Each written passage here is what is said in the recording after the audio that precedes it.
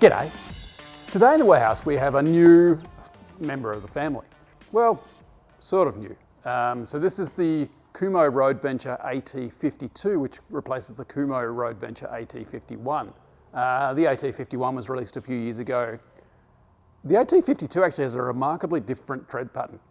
When I was looking at the pictures of it, I was thinking it's a little bit more road oriented, quite dense tread blocks. But when I actually got it here in the warehouse, it was really interesting to see we actually have some quite deep grooving going on in the tyre in comparison to the AT51. So we'll do a separate video where we actually compare the AT51 to the AT52. So if you think about these tyres, check that out. So maybe we'll talk about some of the features of this tyre before we sort of get into actually looking at the actual tyre itself. Because it's always nice to review what the tyre companies say about the technology that they've introduced in these new tyres and sort of, see how they might be good for day-to-day life. So they're saying that they've, one of the biggest things they're saying is that they've got these deep lateral grooves. So you can sort of see here how the groove comes across the tyre, and also circumferential grooves as well. So you know how we like looking for circumferential grooves because that means that they're going to be better for shedding water. And so we've got these two either side of the tyre, and also you can trace one relatively well through the centre blocks of the tyre here as well. And then they also say they've got this high density siping, which we'll cover a little bit more later on, but that's something that's really good to see. And then also they've got apparently this complex carbon black compound with optimal polymer blend ratio. That's them saying that fiddle with the formula of the actual stuff that makes up the tyre, which means it's going to be more resistant to irregular wear, so it's not going to, less likely to wear unevenly and that sort of thing. It's also got improved cut and chip resistance, so the compound itself isn't going to chip as much, particularly on our outback roads. It'd be really interesting to see how that pans out. So I'll just segue into, if you're running these or any other all-terrain tyres or any other tyres whatsoever, please leave a review on tyrereview.com.au, because you adding your thoughts to our review database means that informs everyone else going forwards who might be interested in that tyre. So good thoughts, bad thoughts, thoughts on these, thoughts on other tyres, definitely leave them on the website. That would be awesome. They also say, and this is quite a big one, in comparison to the previous tyre, the changed compound formula should give it about 20% more lifespan. So that's pretty remarkable on an all-terrain tyre, which usually should last quite well. But again, I don't like doing maths on camera, but say you get 80,000 Ks from the previous set, or 60,000 Ks from the previous set, you'll get 20% more than that on the new set, on the AT52, which is, again, remarkable. It's a big change. Other interesting thing is, again, there's a massive, sorry, I'm pointing to the other tyre, it's over there, you can't see it yet. The other big change is that they do this 5-pitch block variation.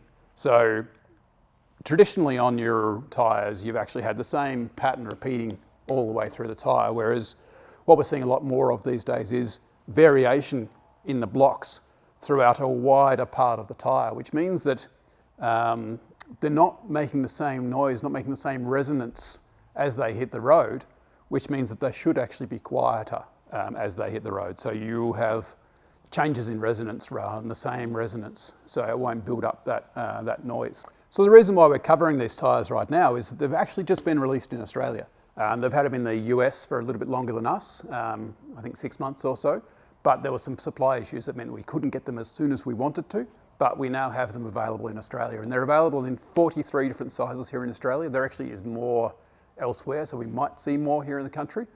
We also have, I noticed that on the P metric, so the passenger version of these, they have 10 mil of tread depth, and generally on the LT version they have 12.7 mil of tread depth. So tread depth is pretty reasonable on the LT size, and that's sort of the measuring stick that we use these days. It's roughly in the middle of a lot of the other all-terrains, so that's good to see. On the size that we use to measure them, so let's go with a LT 265 70R17 because they don't do our usual 265 65 17.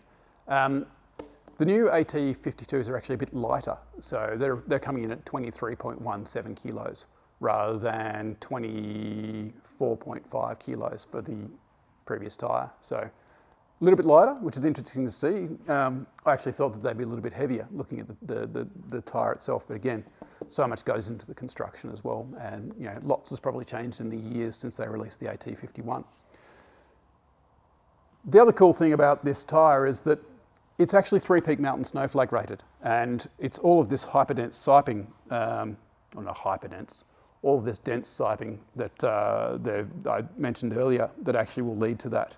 So it's got pretty good siping all the way through the blocks, but you can also see that the siping goes in multiple different directions as well and has little route changes and that sort of thing. So this siping seems like it actually starts off shallow on either side of the block, but actually penetrates quite deep into the tread block itself. So not only is it changing directions on the surface, it's actually changing directions inside as well. So you're seeing a bit of that 3D depth change. Interestingly, these side tread blocks have a slightly raised platform underneath. So the tread block isn't full depth, and that actually runs through these center blocks as well. And so what's interesting to see on this design is they've actually gone for more dense central tread blocks, but also they've introduced or gone for that trend that we're seeing with a lot of other tyres, where we're seeing a wider spaced tread block on the shoulder as well. And we could probably can't quite fit, can fit a little bit of the this bit, but not much of the rest of the nose. So there is reasonable grooving in the side there, but and definitely looks nice and wide, but it's not as wide as some of the other ones we've nose tested before. So let's trademark that test, by the way. So let's take a look at the sidewall now.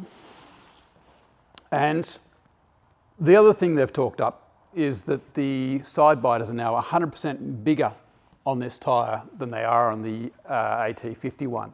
And they are pretty aggressive side biters. I don't know if you can quite see that in the light, but you've definitely got a good amount of chunk going on here.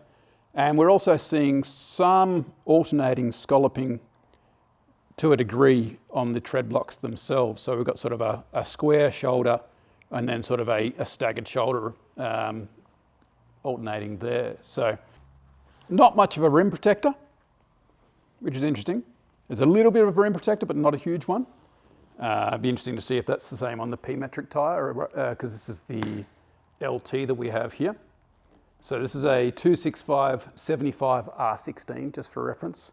Yeah, so the other interesting thing about this tyre is that they're saying that the updated compound should lead to better wet and dry traction too. So it seems like it's a pretty good upgrade all round on the new AT52 in comparison to the AT51. So again, I'll be really curious to see what you say in your reviews. We'll actually be putting these onto my car for a long-term review.